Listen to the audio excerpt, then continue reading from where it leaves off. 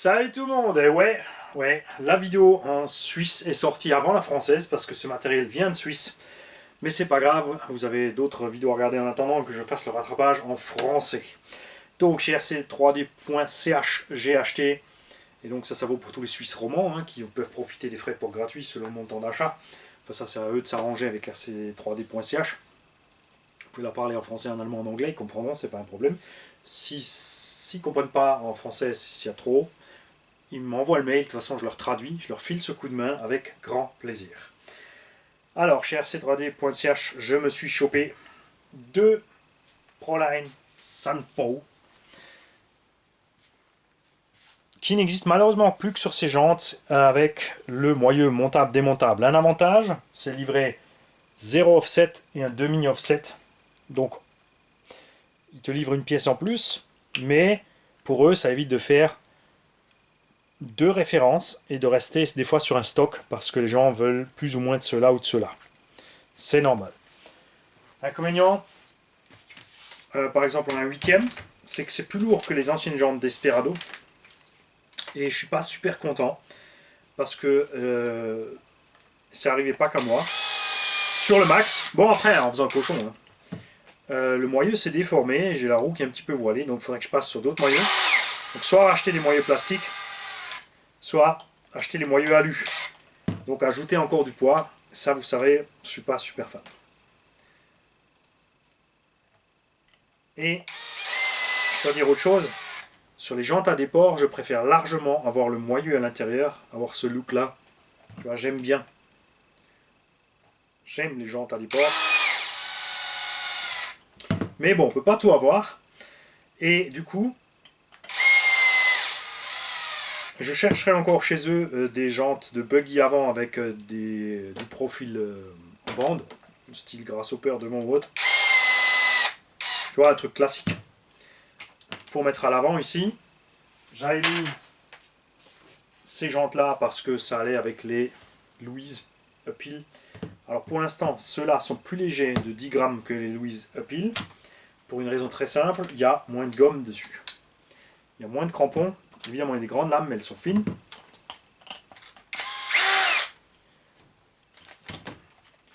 Mais là, tu vois, mon DR10 Drag Race commence à prendre forme pour l'off-road. J'attends avec impatience la carrosserie Alsace.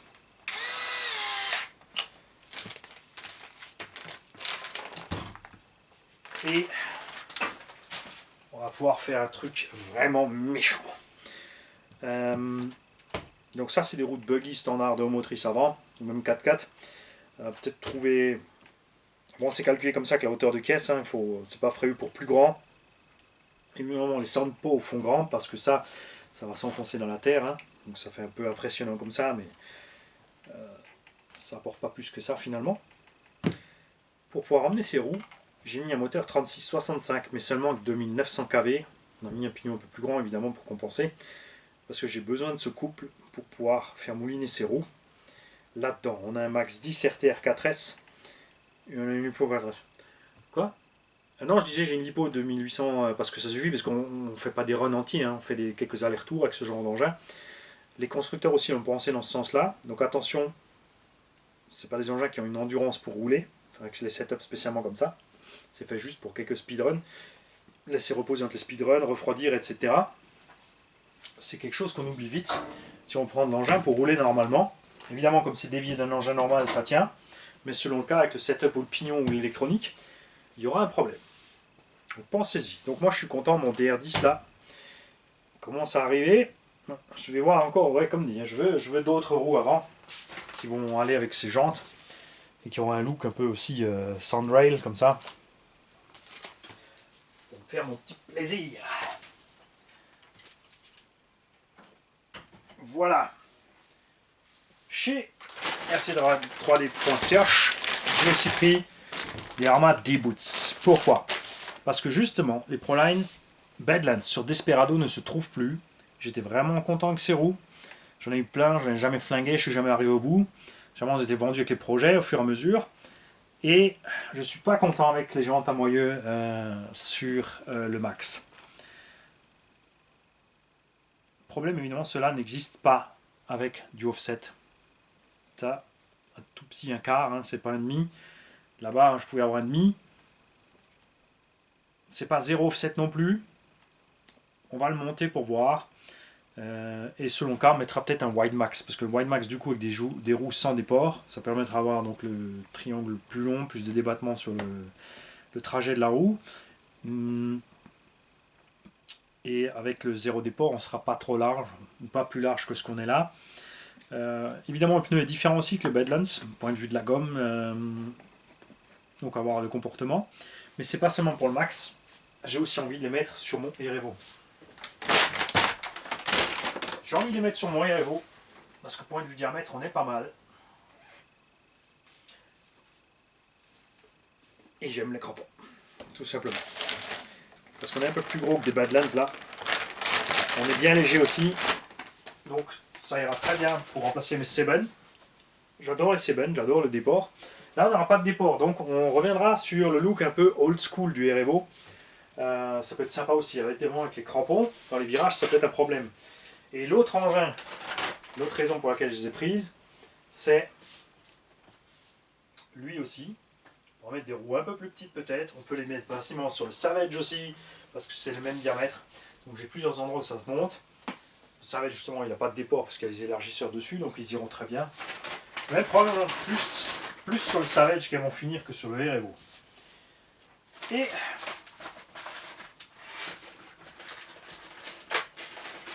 j'ai aussi pris des ventilos. Et parce que là ils avaient en stock, j'ai pu enfin toucher. Parce qu'on avait roulé dans la bande des PMT Q3, mais qui sont soft, mais ouais. On n'était pas super content avec comme c'était. Et là, il avait en stock les Q1. Là, par contre, je pense qu'on va être bien sur sol froid et humide. Savoir que PMT a sorti aussi, on a les pneus pluie. Alors pour l'instant, j'ai testé les pneus pluie SP. Ouais, c'est les SP que j'ai. Super content avec les SP. J'ai les GRP que j'ai pas encore testé. Les PMT pluie, j'avais pas encore essayé. Par contre, mais du coup, c'est pas PMT, c'est SP. Chez SP, ils ont sorti une gomme pluie.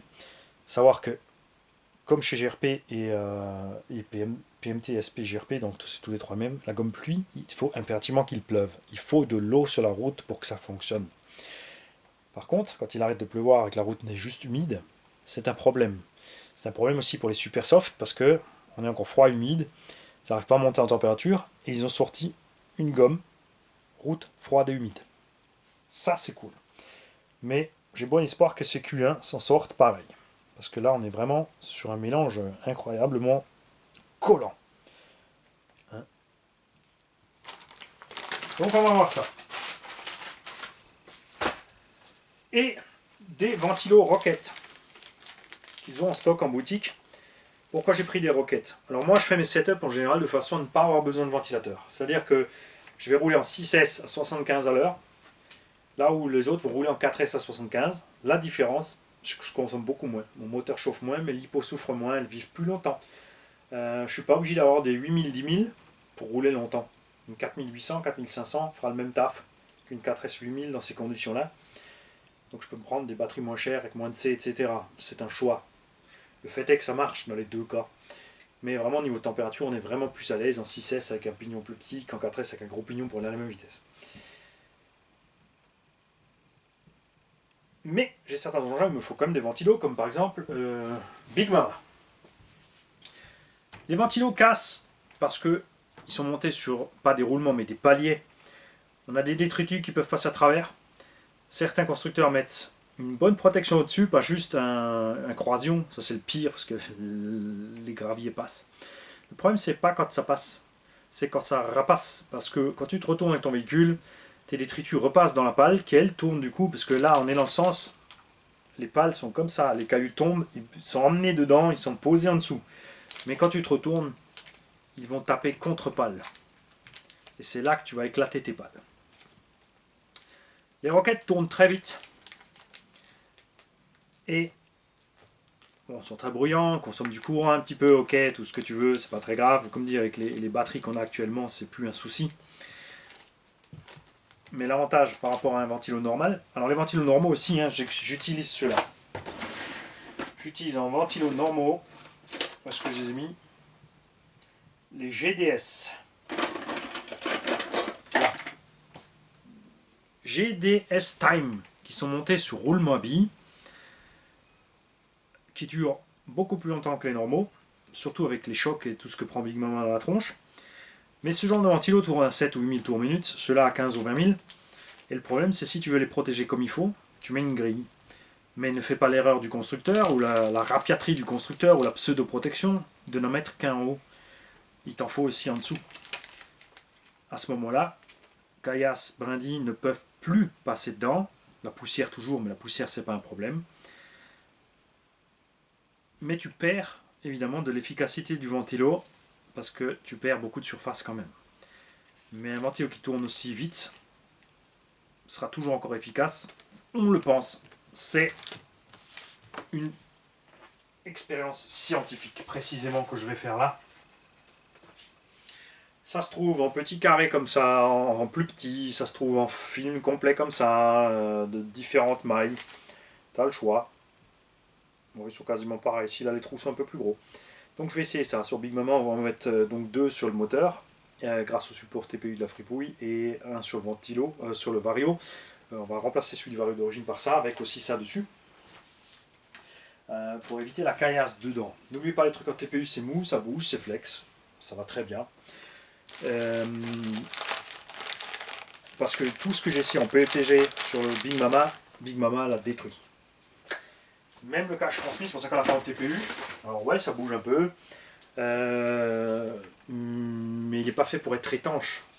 Parce que de toute façon, à la base déjà, il y a des saletés qui rentrent par en dessous sur le X-Max. C'est fait pour protéger de la caillasse. Tout le reste, quand tu as un module 1.5, enfin si tu as mis le module 1.5, si tu n'as pas mis le module 1.5, je comprends, il faut bien fermer. Sur le module 1.5, c'est moins grave. C'est pareil avec les ventilos. Les petites grilles, c'est pour éviter les cailloux.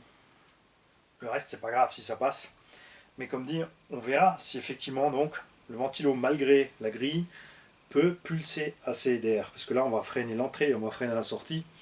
Ça sera peut-être pas l'idéal. Ça va peut-être ralentir la pale, la consommation va augmenter, on ne sait pas encore. Voilà. Et c'est pas tout. Mais ça, c'est dans le prochain épisode. On a encore un petit peu quelque chose là-dedans. Et sur l'épisode suisse, j'ai été dérangé parce que par la poste, donc pas dérangé. J'ai reçu la transmission Magnum pour le slash 2VD qu'on a ici en vente. J'ai pris la dernière transmission la plus solide parce que comme ça c'est fait. Tout simplement. Voilà. Et on va remettre ce slash de remotrice en route. Il est temps. J'hésitais aussi à prendre le châssis LCG parce que c'est encore HCG de l'autre côté. Son propriétaire l'avait mis en Monster 2VD. Là, je l'avais remis en slash 2VD. Mais j'ai envie de le remettre en Monster 2VD finalement quand même. Ça me manque. Parce qu'un Monster de remotrice à traction, c'est sympa. Le Moxu, par exemple, Coralie, était chouette à rouler. Mais la qualité des matériaux et l'endurance, non. Et la preuve, c'est que regardez maintenant les prix Coralie à l'heure actuelle. Tous les magasins, essentiellement allemands, sont en train de jeter le matos dehors parce qu'ils n'arrivent pas à le vendre ou ils n'en veulent plus. Donc j'espère que Coralie va...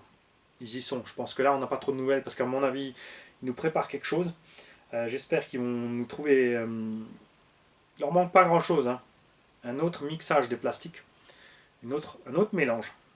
Un autre mélange de plastique et des cardans sur la gamme 1/8 plus flex. Des noix peut-être encore un poil plus solides, surtout sur les engins utilisés avec les grosses et lourdes roues qu'ils ont sorties dernièrement. Sur le reste de la gamme, ça pose pas trop de problèmes, buggy, truggy, etc. Mais les toutes dernières roues là, des Dementor et compagnie là, je sais pas comment ça s'appelle, la Trepanator et Patator là, c'est trop lourd, c'est trop lourd. Mais ça se tient. Donc je vous dis à plus tard, comme d'hab, pour un autre épisode de peut-être complètement autre chose. Alors soit je vais faire une série de tout ça, soit ça va partir dans tous les sens. Ouais, il y a des chances que ça parte dans tous les sens. Ciao tout le monde.